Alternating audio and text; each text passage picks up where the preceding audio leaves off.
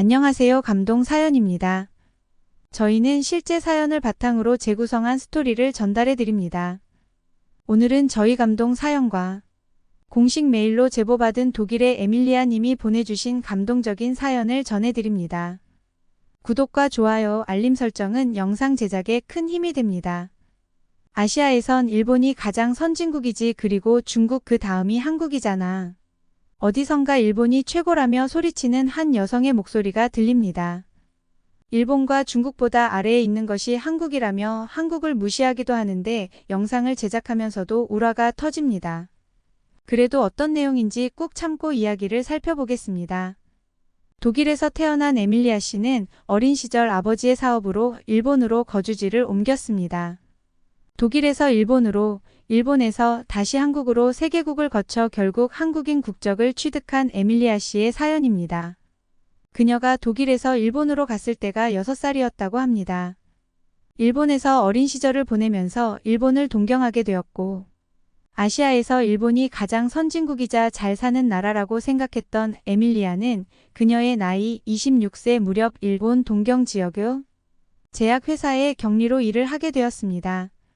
당시 거래처였던 한국 기업의 박 과장이 일본 출장을 왔고, 박 과장을 본 에밀리아는 한눈에 반하게 되었다고 합니다.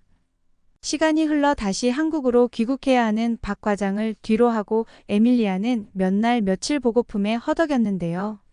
이들에게 앞으로 어떤 일들이 일어나게 될까요? 해당 스토리는 에밀리아가 공식 사연 주소에 보낸 사연을 바탕으로 재구성된 이야기입니다. 안녕하세요. 저는 독일에서 태어나 6살 때 부모님을 따라 일본 동경에 정착하게 되었던 에밀리아라고 합니다. 제 나이가 벌써 30세가 되었네요. 그 남자를 따라 한국에 온 건 2년 전입니다. 제가 이렇게 사연을 올리게 된 건 지난 날이 너무 부끄러워서예요. 한국을 늘 무시했었거든요. 가난한 나라고 또 다케시마는 일본의 것인데 한국이 우겨서 나쁜 감정이 있었습니다. 어린 시절을 보내며 전 일본이 가장 우수한 선진국이라고 생각했어요. 일본의 문화는 서정적이고 남다르다고 생각했거든요. 일본인들은 질서정연하고 그들은 침착해서 무엇을 하건 서두르지 않았거든요. 무엇보다 내가 일본에 흠뻑 빠지게 된 계기는 바로 애니메이션을 접하고 나서부터였어요. 탄탄한 스토리와 독특한 분위기는 나를 사로잡기엔 충분했거든요. 또한 음식들은 전부 맛있었고 제가 살았던 곳에는 아름다움이 가득한 도시였죠.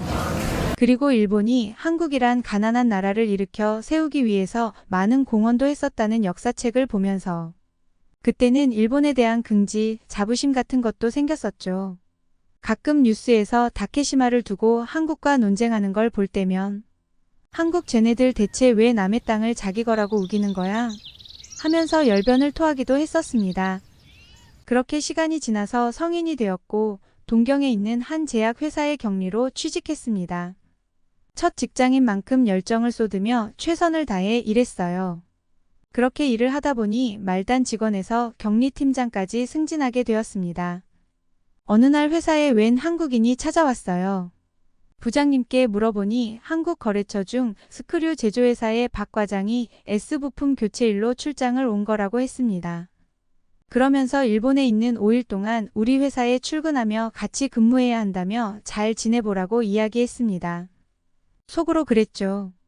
역시 한국의 기술력은 아직 형편없구나. 무슨 문제가 있으니까 온 거 아니겠어?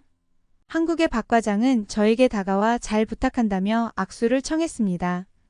거절할 수는 없어서 살짝 악수를 하고 그냥 고개만 끄덕이면서 네, 잘 있다 가세요. 라고 했습니다. 그랬더니 멋쩍은 듯 웃더군요. 그런데 박 과장은 일 하나는 확실하게 했어요. 굉장히 성실했고 말투도 다정했으며 주변 사람들을 잘 챙기는 부드러운 성격의 남자였어요. 당연히 전 단 한 번도 좋게 대하진 않았어요. 늘 차갑게 그를 대했죠. 그렇게 그는 한국으로 다시 귀국했고 이후부터 좀 이상한 감정이 들었습니다. 한국 거래처의 그 남자가 자꾸 머릿속에 맴돌고 생각나는 것이었어요. 내가 미친 건가 싶었어요. 아니, 왜 자꾸 그 남자가 생각나는 거야. 대체 시간이 지나면 괜찮아질 줄 알았는데. 도통 이런 감정이 나아지지 않고 오히려 점점 그가 더 보고 싶다는 생각에 빠졌습니다. 그런 시간들을 보내던 중 일본의 긴 연휴가 찾아왔는데요. 은연중에 나도 모르게 한국행 비행기표를 끊고 있었죠. 에라, 모르겠다라는 생각에 무작정 한국행 비행기에 올랐어요. 한국에서 먹을 음식들을 잔뜩 챙겼죠. 한국은 여전히 후진국이라 가난할 거고 음식도 형편없을 거라고 생각해서였습니다. 그렇게 도착한 한국 인천공항은 나를 충격에 빠뜨리고 말았죠. 그 거대한 규모와 도시적인 건물의 아름다움이 공존하는 공원이 있을 거라곤 상상도 못했거든요. 인천국제공항은 일본 공항보다 규모도 훨씬 거대하고 아름다웠죠. 인천공항에 내리면서부터 최첨단을 달리고 있는 한국의 공항에 깜짝 놀랐습니다. 그런 와중에 나의 이목을 제일 집중시켰던 것은 바로 공항의 청결도와 빠른 입출국, 절차, 그리고 깨끗한 화장실이었습니다. 이런 인천공항의 최첨단 시스템에 눈이 휘둥그레하고 있었는데 어디선가 맛있는 냄새가 나더군요. 나는 냄새에 이끌려 식당이 많은 곳으로 이동을 하고 보니 정말 다양한 먹거리들이 눈앞에 펼쳐져 있었어요. 그런데 이 음식보다 더 놀라운 건 캐리어를 아무데나 놓아두고 식사를 즐기는 한국인들의 모습이었어요. 일본에서도 남의 물건을 훔쳐가는 일이 빈번하지는 않지만 이렇게 대놓고 내 물건을 내 시야에서 멀리 두지 않았거든요. 공항으로 걸어나간 뒤엔 마치 미래 영화 속에서나 볼 법한 장면이 눈앞에 펼쳐졌습니다.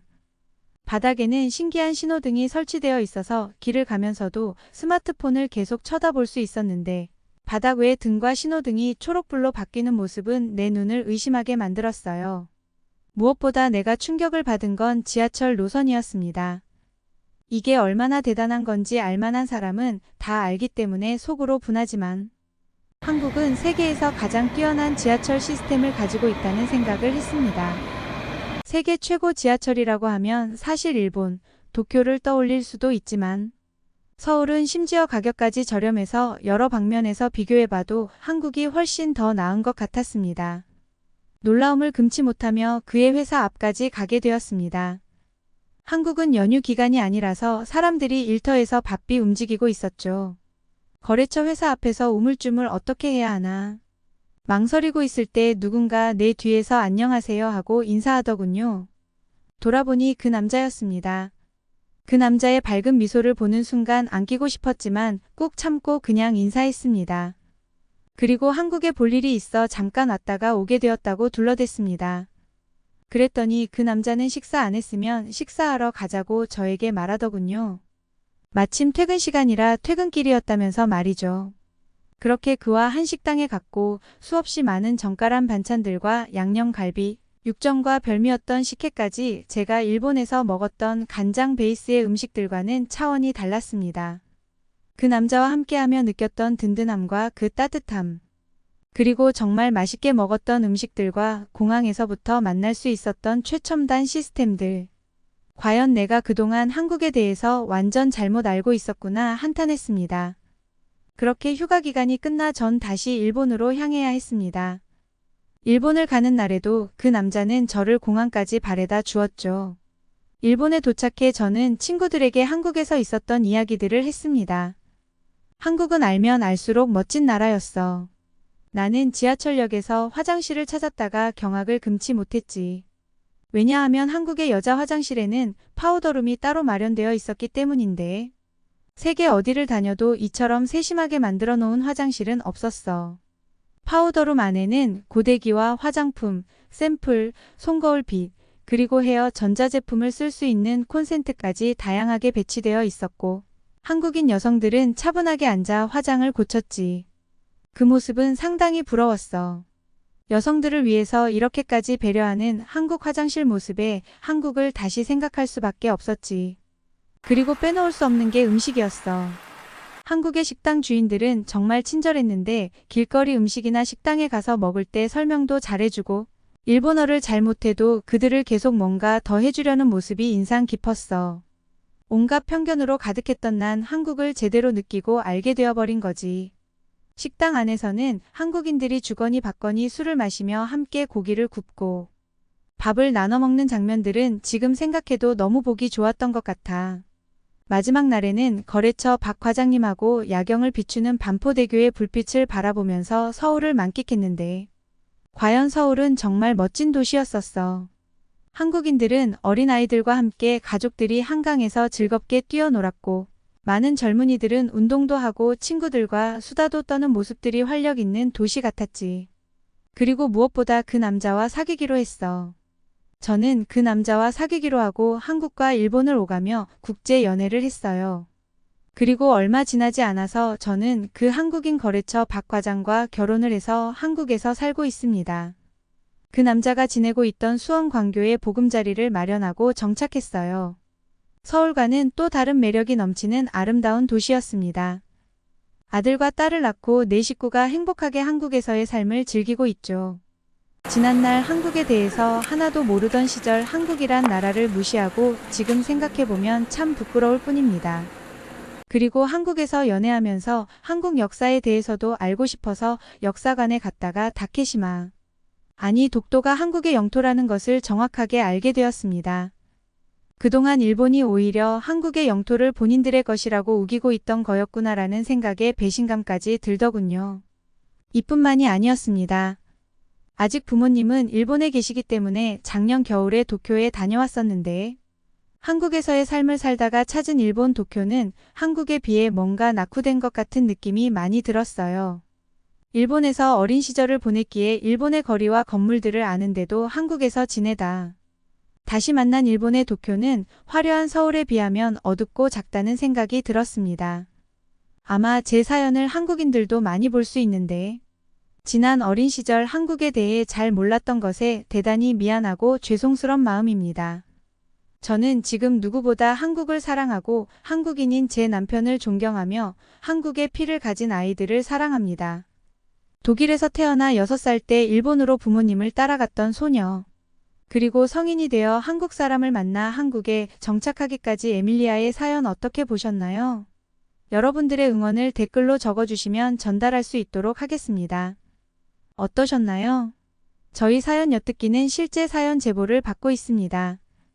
저의 사연이 여러분의 하루에 작은 힘이 될 수 있었으면 좋겠습니다. 지금까지 특별한 한국의 이야기를 전해드리는 사연 엿듣기였습니다. 구독과 좋아요를 눌러주시면 영상 제작에 큰 힘이 됩니다. 감동적인 사연을 주변 사람들에게 공유하고 함께 이야기 나눠보세요. 끝까지 시청해주셔서 감사합니다. 더욱 더 좋은 영상으로 찾아뵙겠습니다.